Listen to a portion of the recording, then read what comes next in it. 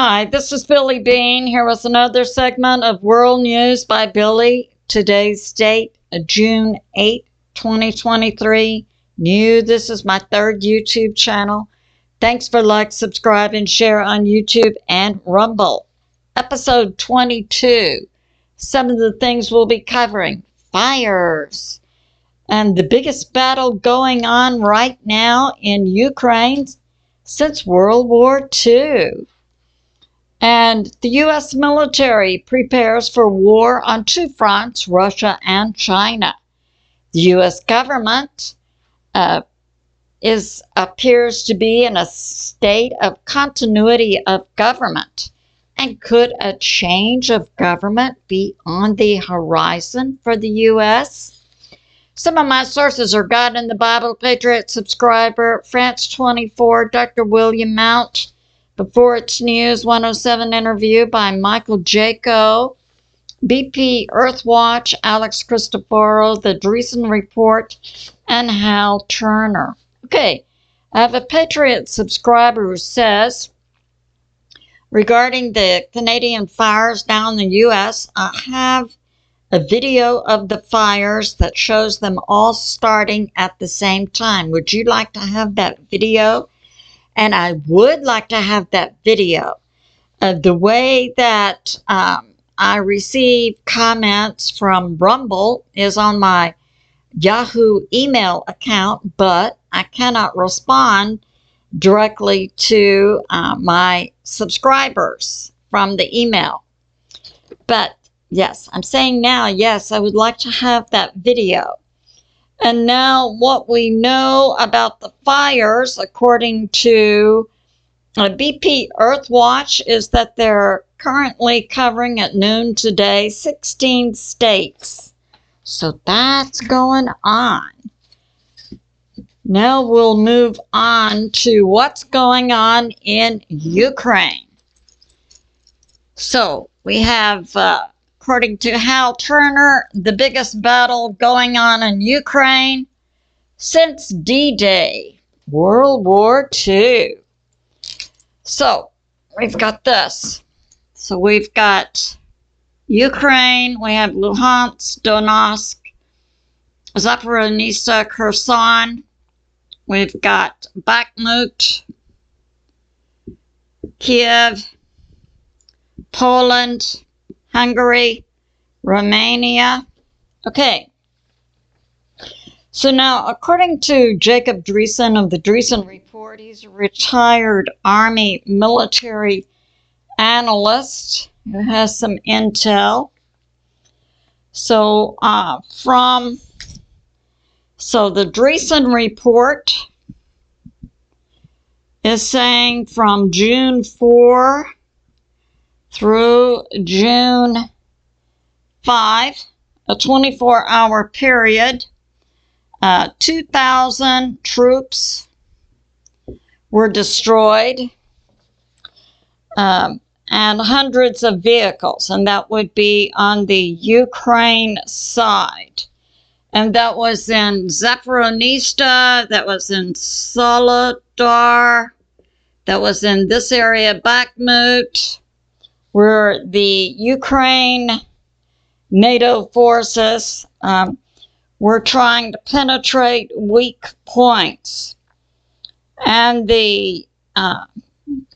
along the weak points of the front line. And also Ukraine has lost 50 armored vehicles, 30 tanks, Humvees, also 3 French AMAX tanks. So that's going on.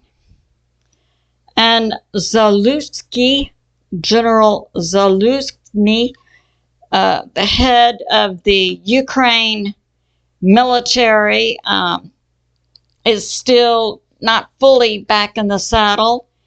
And this is the second week when Budanov, supposedly the head of the intel group, and I'd also did that report. I could have done a misspeak on the name, but he hasn't been seen in a week since the intel is Russia dropped a Kinzhal bomb on a 12-story intel building, and also took out 300 NATO and Ukraine generals and high-ranking members after the head of the Ukraine intel group was bragging about assassinating a young journalist inside Russia a few months ago. So that's going on. And now we have this. We have Larry Johnson. He was formerly with the CIA, about 25 years, and did training for all branches of the military for intel. Was recently interviewed by Jud Napalitano and talking about the Kakhovka Dam. No, Larry Johnson had the intel on the Kinzhal bomb, taking out all 300 generals. Yeah. So we have this on the dam. Now, Jacob Dreesen is raising questions about the Kakhovka Dam. He's stating that it wasn't blown up, that it just failed because of continued hits on it. And France 24 has shown footage that the image being shown is old. And France 24 is saying on the dam, it's actually this part that's closer to Crimea that experienced the failure, not this old part which is being shown on images. So I'll link that for you. And now we have this. So we have Hal Turner talking about the biggest battle going on since World War II inside Ukraine. We have Ukraine, and it's highly likely we have NATO here also, just not acknowledged. So this is going on. Ukraine, June 4 to June 8, has lost thousands of troops, hundreds of, and today on June 8, hundreds of Ukraine troops are being killed today. And it's speculated by many, I guess the planners for the U.S. military, the intel is being leaked to various sources. Hal Turner is picking up on it. If this continues in the next 2 weeks, it's possible that we could see some type of nuke or hyperbaric bombs being dropped in different areas.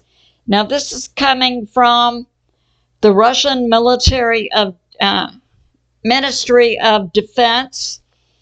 The Ukraine has lost 30 tanks, 11 armored vehicles, 350 troops today, June 8, in a 2-hour period.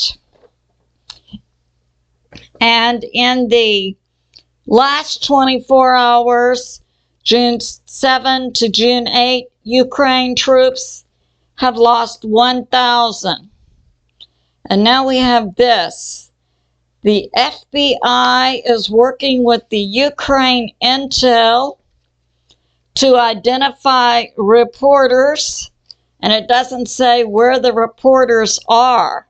Are they inside Ukraine or are they inside the U.S., who are taking and reporting anti-Ukraine news? So the U.S. FBI is giving intel and identifying reporters to the Ukraine government, according to the intel that Hal Turner has. Now, we have this today. What's going on with the U.S. government then? With all this big battle going on, and obviously the U.S. military prepping for war on two fronts, Russia and China. So today, on June 8, Speaker McCarthy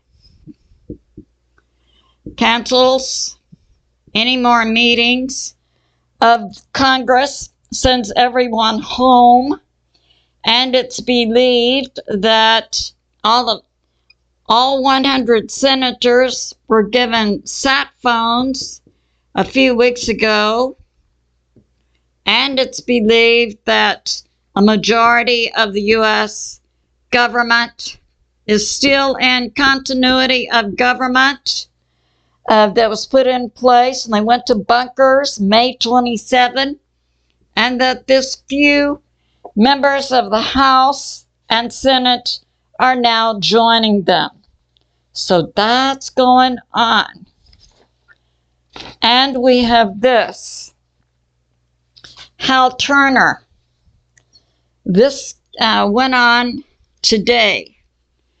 And we know that there's been this huge exercise, 2023, put in place by NATO. Now, Hal Turner is reporting today the airspace over Eastern Europe is being contested. Whoever is contesting the airspace over Eastern Europe against the NATO planes is unknown, but that leads NATO has activated Article 5, and that means when one nation, anyone comes against one nation who is part of NATO, then all nations respond. And since Congress is leaving, we wonder who would be speaking for the government of the United States of America. So that's going on. And this exercise is to take place June 12 to 24. Many analysts of multiple militaries around the world are not going to be surprised if this exercise goes hot. So that's going on. And now we have this. Dr. William Mount has a intel from a contact that's on his show. I'll also link that for you, who is talking about and verifying and confirming the information that came from Mike Adams, and that came from John Moore, and now it's being confirmed by Dr. William Mount. We also have this from A Christoforou, a journalist in Greece, that if Ukraine is, it's speculated if Ukraine is not able to make inroads in their counter-offensive right now, the next move will be NATO boots on the ground.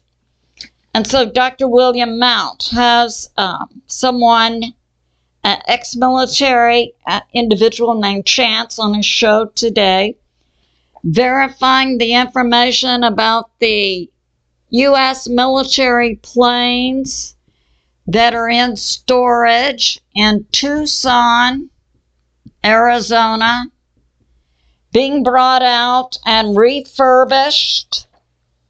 So that's going on. Now, this individual who says he can vet that the planes will be going to the Philippines, he has not been able to vet that half or more than half will be going to Poland. So that is still on the table. But he can confirm that it takes 256 people per plane to refurbish, costs millions of dollars. Now, there's a question about not enough combat pilots, and this is being put out that the ex-military pilots, especially those who are now flying for commercial airlines, will be activated. Dr. William Mount points out a majority of these pilots are not combat pilots, but they are rather trained to fly transports. So there's still going to be a short list of combat trained pilots once this war effort against two fronts, Russia and China, fully gets into place. And now we have this from 107's interview today with Michael Jaco on Beforeitsnews. Contacts are being activated inside China's government of Chairman Xi. Contacts to line up with contacts inside the U.S. if President Trump takes over the U.S. government in a very short period of time. So that's going on. And we would like to say, God bless America and the peoples of all nations who simply want peace. It's good to remember God is in charge and He is on the move. I love you, and I'll see you soon.